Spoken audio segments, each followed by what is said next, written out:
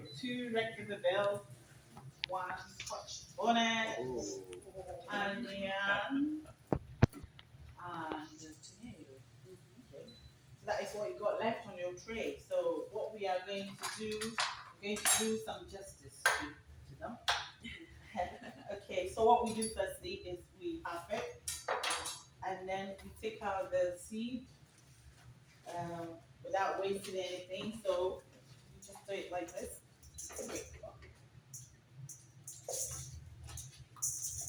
You just shake it off, seedless. And do the same with the other one. Same. Take it off. Remove the seed. It's not hot, so you can use your hand. Seedless. So the next stage, we're just gonna chop them to pieces because we're going to blend it.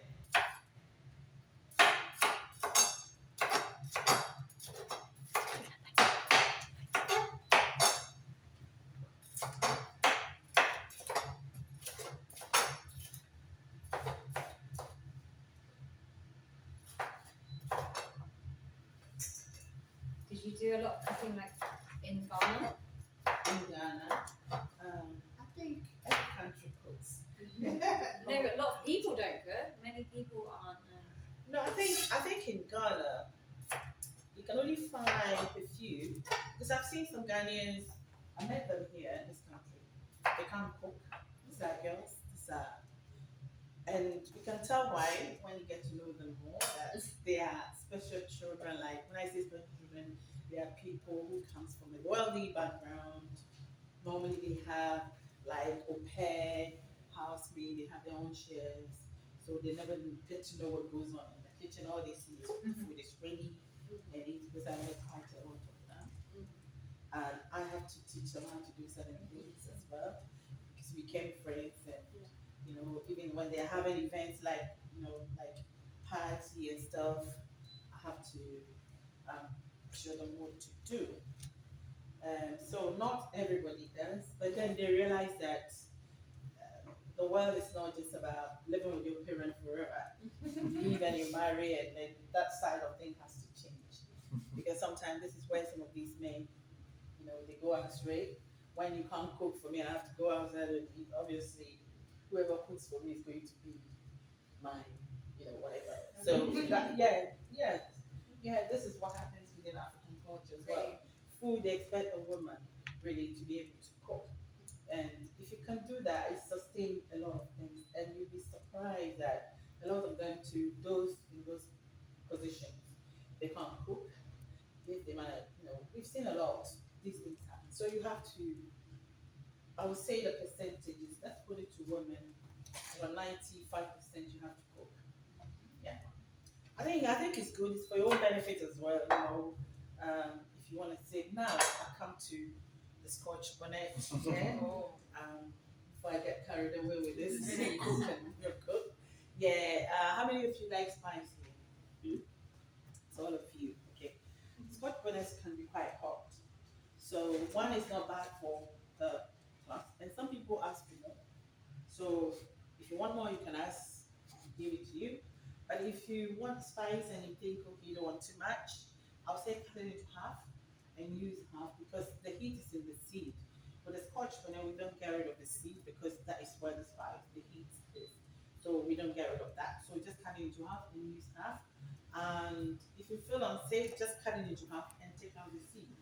So I leave that to your own discretion, and because some people say, yeah, I love spice, and then it's like, oh, it's too spicy. And some people go ahead and ask for more spice. They go, oh, I didn't think it would be this spicy too much. So sometimes you have to come to their rescue, go and buy yogurt and all those stuff, which is really not allowed in the class. So that's why I have to explain to you. If at any given point that you cook and you think, okay, you want a bit more spice, uh, later we talk about this and then you can add it to your food when you're eating. But in the meantime, you've got one. As I said, if you want more, you ask and we'll give you. So there goes. We are going to use more than one. So I can tell they're not going to be too spicy. So yeah, we are very brave. So we got one tomato, which all of you have. So we're gonna do the same for the tomato as well to ease blending. And then lastly, onion.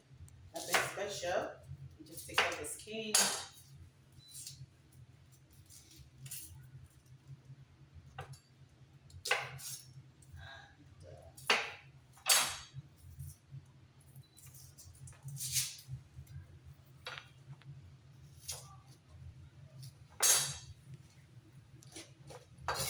So we do the same.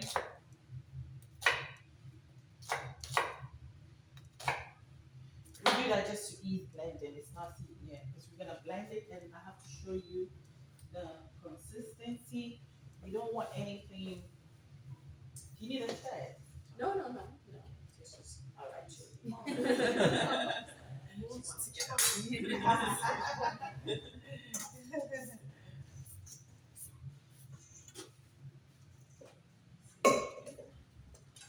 Okay.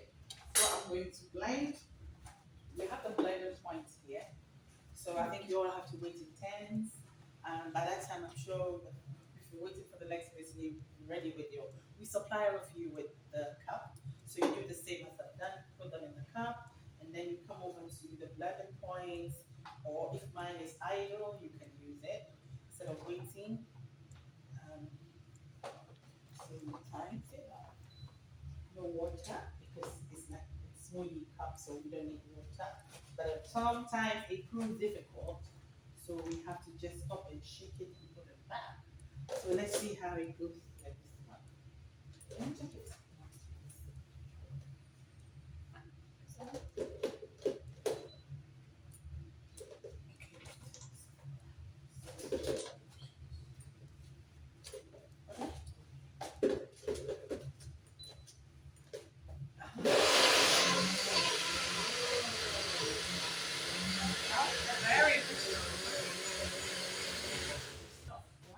We're not gonna blend it too smooth.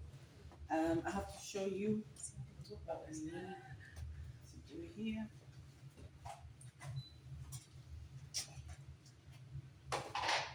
That is the consistency. You see, it's not too smooth, it's not too coarse, and that's what we need to do. So when you've done that, then you come back to your stove, push this around.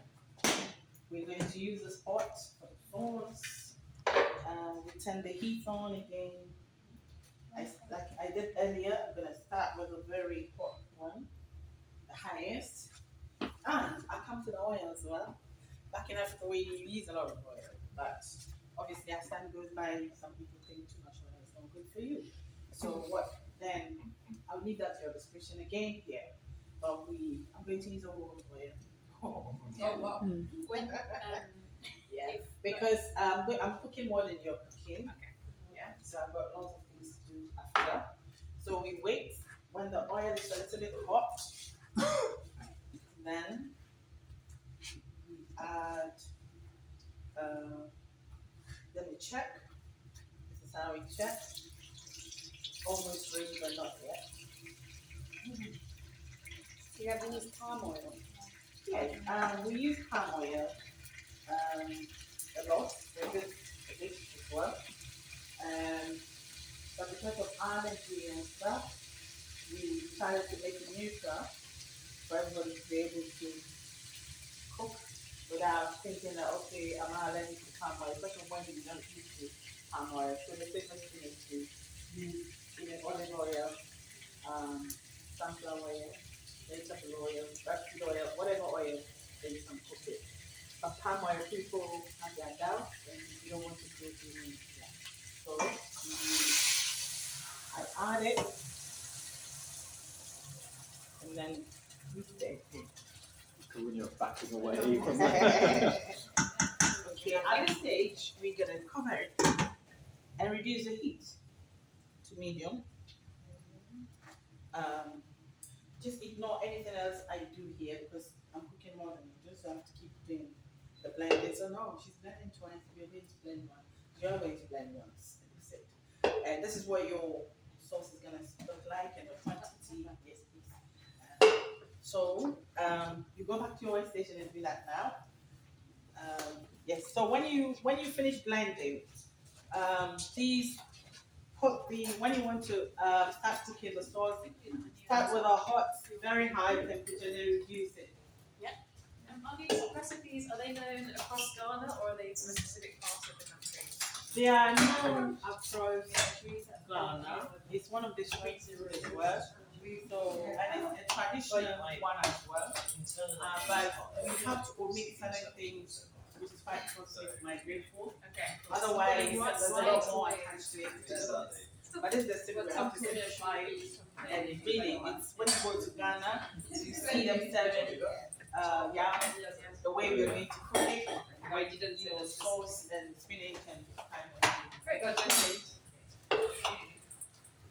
I guess Leslie, you shouldn't complain when you're doing cookies. And you just have to put extra on stuff. Oh, yeah, I can do cookies. I think Tom works in a very different space.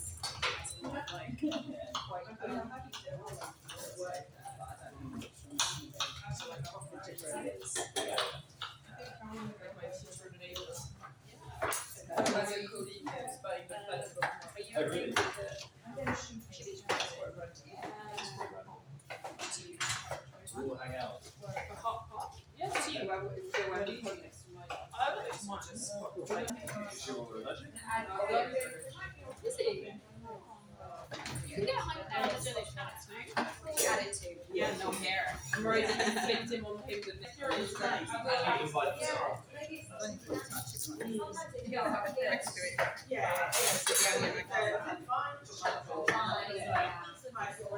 around.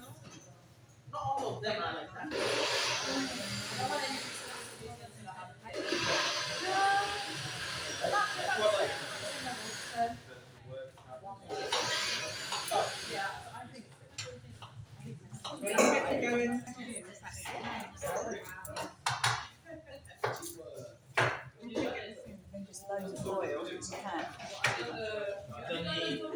I've done the onions.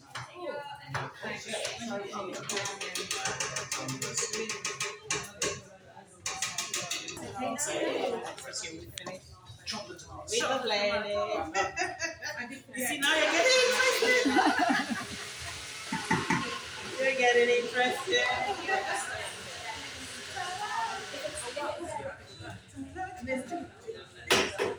Have it all.